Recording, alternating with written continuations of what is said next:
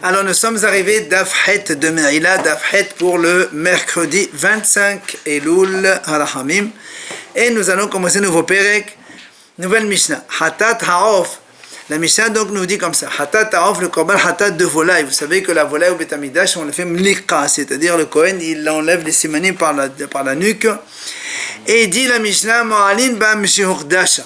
C'est-à-dire dès que l'individu a acheté la volaille, il a dit ça c'est Hatat, ça y est, ça s'appelle Kodesh Hashem, celui qui profite de ça, il est Hayab Me'ila. Nimleka, si maintenant le Kohen il a fait la mlika, donc il a commencé le début du sacrifice,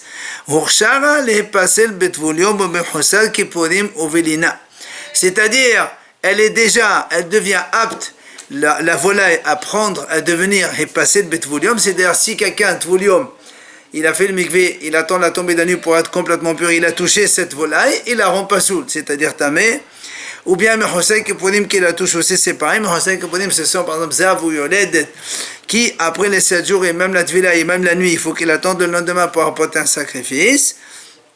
S'il n'a pas encore amené le sacrifice, mais il a, ça veut dire, donc s'il profite de ça, il doit amener un korban au Beth Amidash. Et donc, il y a aussi, il a dans cela, maintenant on parle de Tum'a. Ou Velina, ça veut dire que si la volaille elle passe la nuit, elle est donc, elle devient pasoul aussi. Maintenant, Huzadama, si on a fait l'aspersion du sang de Hatat, et là on termine complètement le korban, là, Hayavin ala Meshon Pigul Notavetame, évidemment, si il est Kohen, il a fait une mauvaise pensée de or et délai, ou bien s'il reste notar de la viande, ou bien s'il est devenu tamé, ou une Kohen il est tamé qui mange ça, il est Hayav Karet. Ve'en ba me'ila, et comme on a appris déjà, il n'y a plus de me'ila, parce que dès le moment où les Kohanim ont le droit de manger ce korban, c'est fini, il n'y a plus Kodesh Hashem, donc il n'y a plus de me'ila. Gmara, elle dit comme ça. On a dit donc maintenant que si on a fait le Kohen, il a fait la mlika, cette volaille-là, elle est apte à devenir pasoul. Rappelez-vous que quand on dit pasoul, elle est tamée elle-même, mais elle ne peut plus transmettre l'impureté. Mais quand on dit elle est tamée, elle est tamée, elle transmet l'impureté. Alors la Gemara dit, quand on dit Oshar Ali Pasel, donc elle, si elle a été touchée, cette volaille, par un tvoulium, ou bien qu'on vient d'expliquer, ou bien Belina elle a passé la nuit, li pasel in abaletamouyela. Donc la Mishnah elle a dit, il est pas soul. Ça veut dire que seulement elle est tamée, mais elle ne transmet pas. L'état mouillé là, donc mais pas devient tamée. Alors la Gemara dit, Matitin Mani, c'est qui est l'auteur de notre Mishnah? Alors la Gemara répond, la banani, ce sont les Hachamim. Comment c'est cela? Il y a une braïta qui enseigne, la Tosefta a dit, Abba Shaul Omer. Abba Shaul dit, Tvoulium, donc quelqu'un qui a fait le mikvé le jour, il n'a pas attendu encore la tombée de la nuit. Tehila la Kodesh. C'est-à-dire que il est considéré comme Tehila, comme Rishon. Et quand il touche un aliment Kadosh, il le rend tamé, il devient deuxième degré de Touma. Rabbi Meir Omer, Metamet à Kodesh. Rabbi Meir dit, Metamet à Kodesh, Fossel à Tateroma. Le Tvoulium, il est considéré comme deuxième degré de Touma. Donc s'il touche quelque chose de kadosh, il le rend tamé parce qu'il y a jusqu'à 4e degré dans la kedusha, dans les radashim. Mais s'il touche trouma, il a rentamé la trouma, ça devient 3e degré, et après c'est terminé, la trouma, elle est plein 4e dans la trouma. Ça c'est Rabbi Meir. Maintenant, Hachamim omrim, Keshem shehu posel mashke trouma, ve'ochle trouma, car hu posel mashke kodesh ve'ochle kodesh. C'est ce qu'on voit ici avec les Hachamim, ils disent non, un tvoulium, de la même façon un tvoulium, il est possel, il rend pas soul une trouma, que ce soit liquide ou solide. Ça veut dire qu'on le donne le statut de deuxième degré seulement. Alors, car hu posel mashke kodesh ve'ochle kodesh, Hachamim ils disent la même chose pour les Kadashim. Comme dans notre Mishnah, on a dit un tvoulium, il touche une volaille, donc hatat, il la rend pas soul. Donc c'est comme on a vu dans notre Mishnah. Amar Rava, vient Rava, il dit non, pas forcément comme les Hachamim.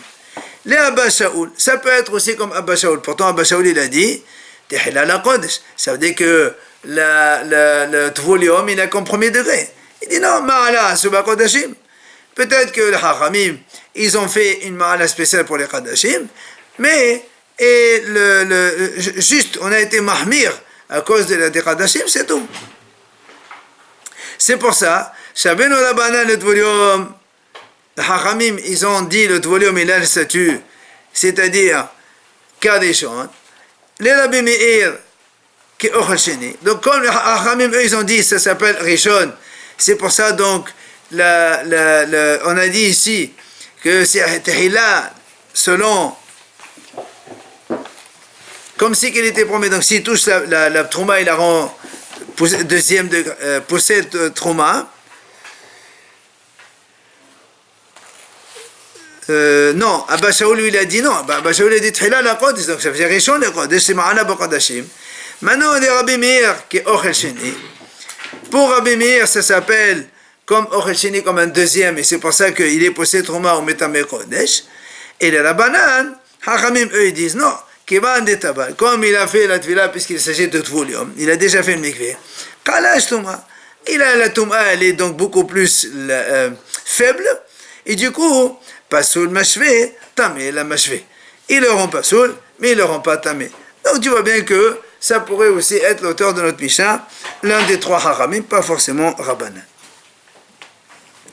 Après, on a dit dans la Mishnah, Huzadama Hayavin, on a dit donc, dès qu'on a fait l'aspersion du sang de ce korban hatat, on est hayav, donc pigoul, notar, tamé, et il n'y a plus de me'ila, on a dit donc il n'y a plus de me'ila.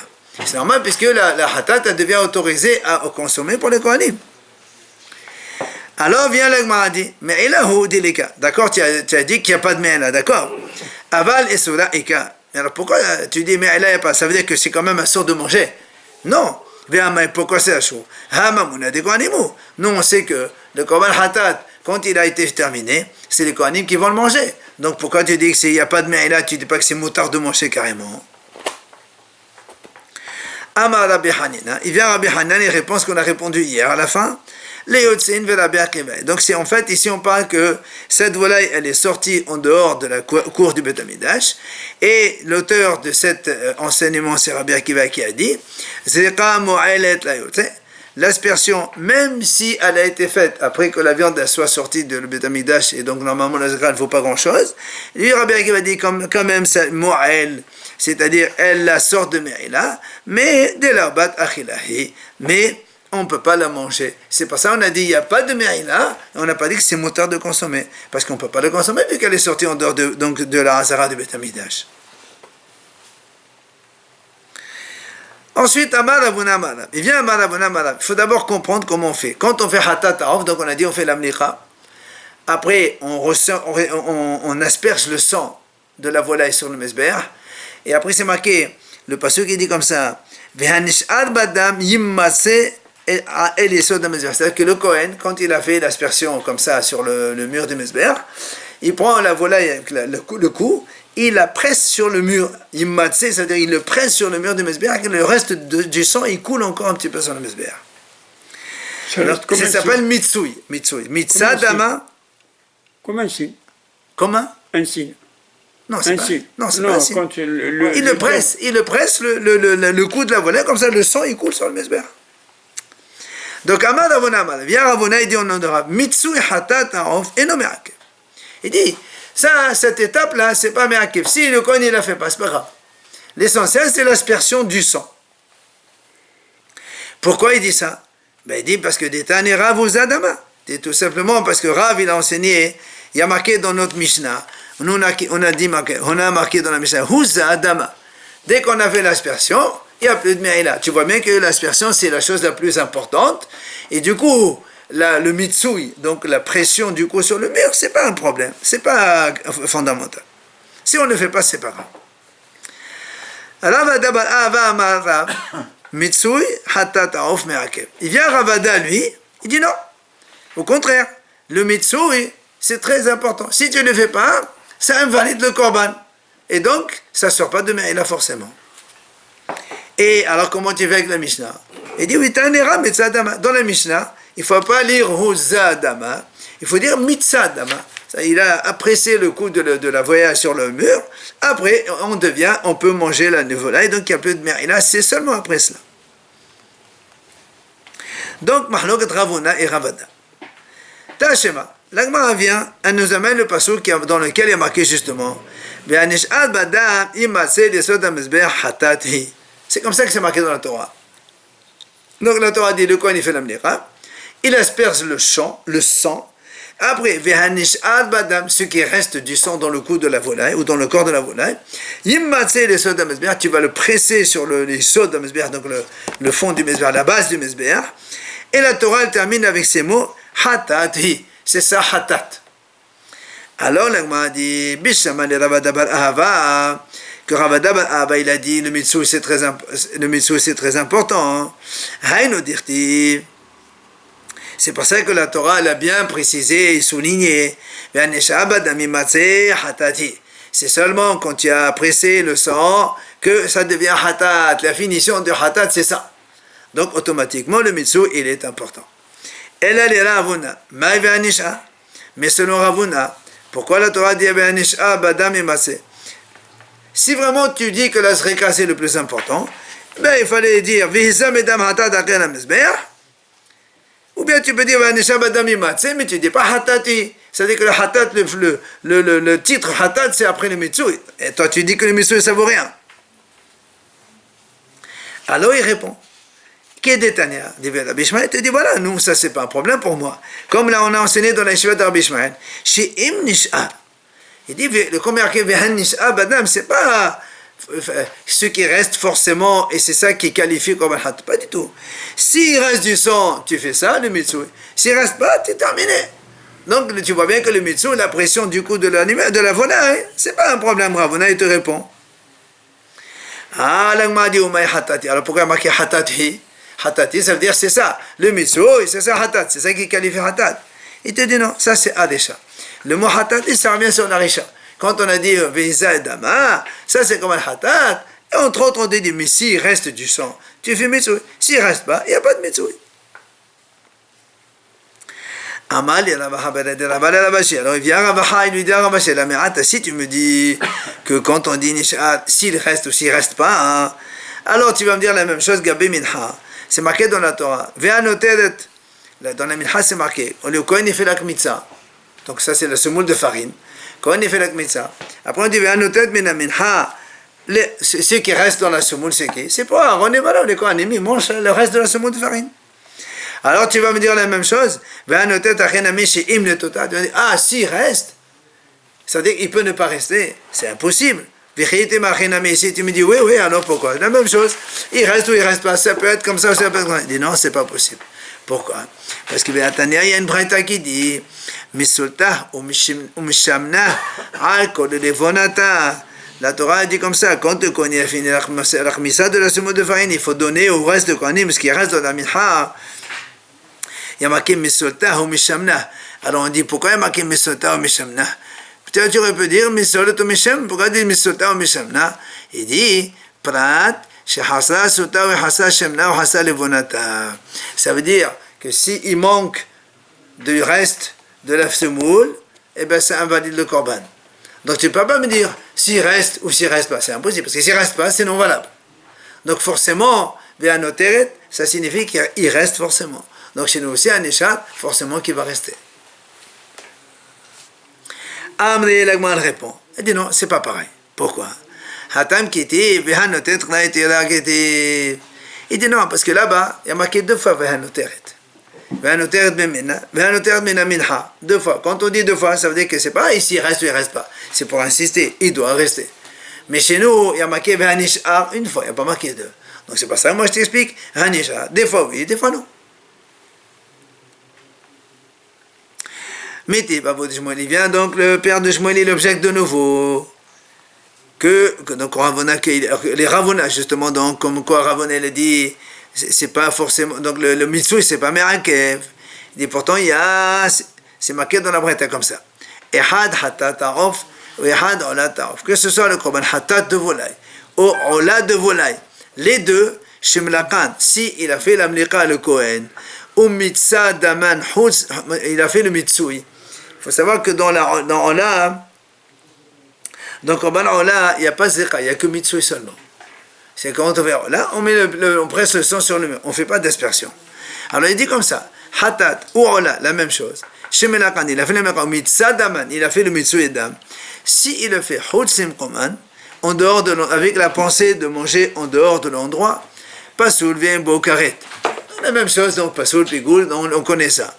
Hutsim Manan, Pigoul, V'ayabin ala Karet. Si le Kohen il a pensé hors délai, ça devient Pigoul, et on est Hayab Karet si on ne mange pas.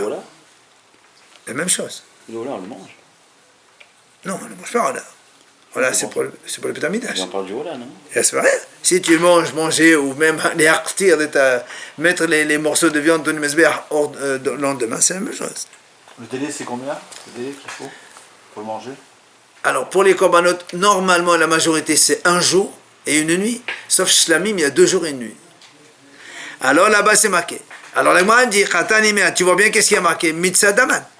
Tu vois bien qu'il y a marqué pour Hatat et pour Ola, les deux, il y a marqué Mitzah Daman. Il n'y a pas marqué Husa. Donc, tu vois bien que le Mitzvah, c'est important. Alors, comment Ravuna te dit Mitzvah, c'est pas Merakev? Question. Hu motiv la vehu mefadik la. Et lui-même qui a objecté, donc le père de Shmuel, c'est lui-même qui va répondre à sa propre question. Qu'est-ce qu'il répond? Il dit non, l'isdadin katani.